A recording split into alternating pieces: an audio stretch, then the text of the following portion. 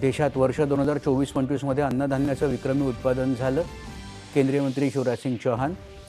देशात प्रवाशांच्या सुरक्षिततेला सर्वोच्च प्राधान्य असून कोणत्याही प्रकारे त्यांची गैरसोय खपवून घेतली जाणार नाही. केंद्रीय नागरी विमान वाहतूक मंत्री राममोहन नायडू यांची लोकसभेत ग्वाही. राष्ट्रीय लोकशाही आघाडीच्या संसदीय पक्षाच्या बैठकीत पंतप्रधान नरेंद्र मोदी यांचं बिहारमधल्या अभूतपूर्व विजयाबद्दल हार्दिक अभिनंदन.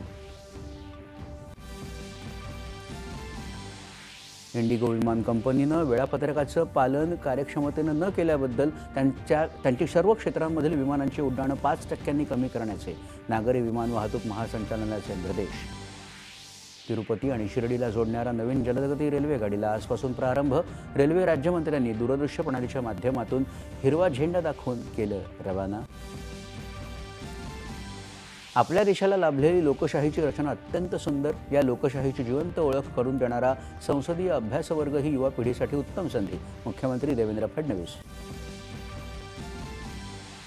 नोकरी आणि व्यवसाय करणाऱ्या महिलांसाठी विशेष सुरक्षेची गरज लक्षात घेऊन केंद्र सरकारच्या नवीन कायद्यात यासाठी अधिक कडक शिक्षेची तरतूद असेल. मुख्यमंत्र्यांची विधानसभेत माहिती. डॉक्टर संपदा मुंडे आत्महत्या प्रकरणी अटकेत असणारा संबंधित पोलीस अधिकारी जबाबदार असून त्याने तिचं शारीरिक शोषण आणि फसवणूक केल्याचं आजवरच्या तपासात उघड. मुख्यमंत्री.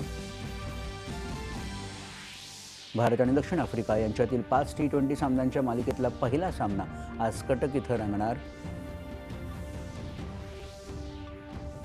आणि ज्येष्ठ सामाजिक कार्यकर्ते आणि कष्टकरी आणि श्रमिकांचे आधारस्तंभ बाबा आढाव यांच्या पार्थिवावर आज संध्याकाळी पुण्यात अंत्यसंस्कार.